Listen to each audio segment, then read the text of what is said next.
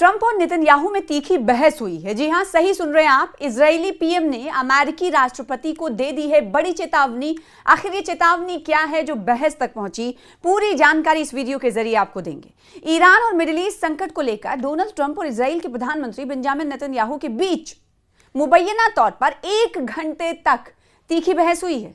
Reports बता रहे हैं कि नेतन्याहू ने ट्रंप को इंतबा दिया है, चेतावनी दी है, ये धमकी देते हुए अपनी चिंता और नाराजगी खुलकर जाहिर की है। अब ये चिंता और नाराजगी क्या है, इसे जान लेना बहुत जरूरी है। अमेरिका और इजराइल के बीच ईरान जंग को लेकर टेंशन अब खुलकर सामने आती दिख रही है। अमेरिकी मीडिया रिपोर्ट्स के मुताबिक अमेरिकी प्रेसिडेंट डोनाल्ड ट्रंप और इजराइल के वजीर आजम बेंजामिन नेतन्याहू के बीच ईरान के खिलाफ आगे की स्ट्रैटेजी को लेकर तनाव भरा टेलीफोनिक राबता हुआ। बताया जा रहा है कि जहां इजराइल ईरान पर दोबारा फौजी हमला चाहता है, वहीं अमेरिका फिलहाल समझौते और डिप्लोमेटिक हल की तरफ आगे बढ़ना चाहता है। रिपोर्ट्स के मुताबिक ट्रंप ने इजरायली वजीर आजम बेंजामिन नेतन्याहू यानी प्रधानमंत्री इजराइल के प्रधानमंत्री को बताया था कि अमेरिका ईरान पर नए टारगेटेड हमले की तैयारी कर रहा है। इस ऑपरेशन को ऑपरेशन स्लेज हैमर नाम दिया जाना था, लेकिन करीब 24 घंटे बाद ट्रंप ने ऐलान कर दिया कि तय हमलों को फिलहाल रोक दिया गया है। ट्रंप ने कहा कि कतर, सऊदी अरब और यूएई जैसे खलीजी ममालिक यानी गल्फ कंट्रीज की अपील पर यह फैसला लिया गया कि वो हमला रोक दिया गया। ईरान पर हमले के लिए नेतन्याहू दबाव बना रहे थे। बताया जा रहा है कि नेतन्याहू इन बातचीत को लेकर काफी पशुपेश में है। उनका मानना है कि बातचीत के जरिए ईरान पर अपने मुताबिक दबाव नहीं बनाया जा सकता। इसी वजह से इजरायली हुकूमत के अंदर फिर से फौजी कार्रवाई शुरू करने की मांग तेज हो रही है।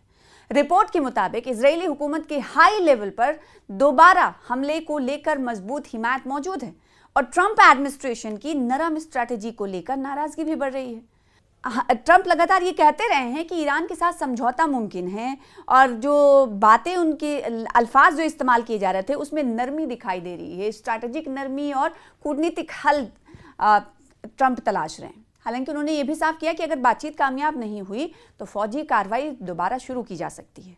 ट्रंप ने कहा कि अब सवाल सिर्फ इतना नहीं है कि क्या हम इस जंग को पूरी तरह खत्म करेंगे या फिर कोई समझौता बाद में। उन्होंने ये भी कहा कि अमेरिका और ईरान के बीच वाकई बॉर्डर लाइन बातचीत जो है वो बॉर्डर लाइन पर है, यानी दोनों मुल्कों के बीच समझौता भी हो सकता है और जंग भी दोबारा शुरू हो सकती है।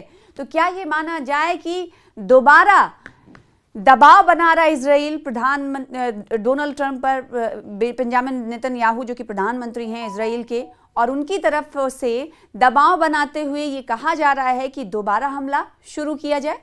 किस पर? ईरान पर। ये बेंजामिन नेतन्याहू सीधे तौर पर डोनाल्ड ट्रंप से कह रहे हैं, लेकिन डोनाल्ड ट्रंप ये चाह रहे हैं कि दोनों मुल्कों के दरमियान कूटनीतिक सतह पर बातचीत हो और ये बातचीत उनको लगता है कि कारआमद साबित हो सकती है, यानी कामयाब साबित हो सकती है। और अगर ऐसा नहीं हुआ तब कहते हैं डोनाल्ड ट्रंप कि वो फौजी कार्रवाई शुरू कर सकते हैं। ट्रंप ने बड़ा दावा भी किया है। ट्रंप ने यह भी कहा है कि नेतन्याहू ईरान के मुद्दे पर वही करेंगे जो अमेरिका चाहेगा।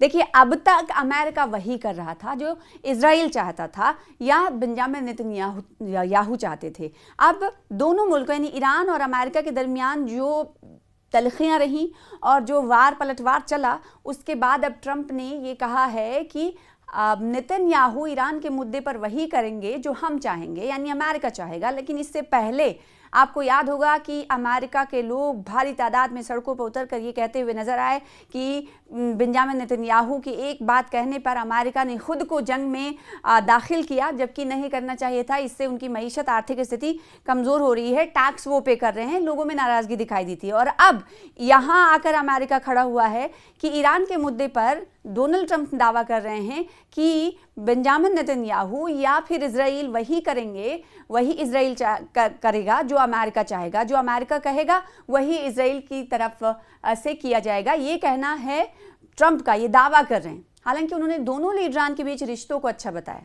दिलचस्प ये है कि ट्रंप कह चुके हैं कि इजराइल में उनकी मकबूलियत 99% है और वो अमेरिका के बाद इजराइल के वजीर आजम का चुनाव भी लड़ सकते हैं। सहाफ़ियों से बातचीत में ट्रंप ने कहा कि उन्हें इजराइल में काफ़ी हिमायत मिलती है। अगर ज़रूरत पड़ी तो इजरायली पीएम नेतन्याहू वही करेंगे जो वो चाहेंगे। जंग से ट्रंप क्यों पीछे भाग रहे हैं, ये भी सवाल उठ रहा है कि नेतन्याहू का जंग में बने रहना और ट्रंप का जंग से पीछे छुड़ाने के कई मकसद हैं। हाल ही में यूएस कांग्रेस की रिपोर्ट बताती है कि ईरान के खिलाफ चले ऑपरेशन एपिक फ्यूरी में अमेरिका को बड़ा हवाई नुकसान हुआ। इस ऑपरेशन में अमेरिकी आर्मी के 42 एयरक्राफ्ट ड्रोन तबाह हुए या बुरी तरह से डैमेज कर दिए गए। इनमें 6 फाइटर अटैक जेट हैं। तबाह हुए जेट में 1 F-35, 4 F-15E स्ट्राइक ईगल और 1 A-10 थंडरबोल्ट 2 शामिल हैं। अमेरिका को ये भारी नुकसान हुआ है। अमेरिकी डिफेंस मिनिस्ट्री पहले ही बता चुकी है कि जंग पर उसके कुल 2.81 लाख करोड़ रुपए खर्च हुए। सबसे बड़ा नुकसान ड्रोन कैटेगरी में हुआ है।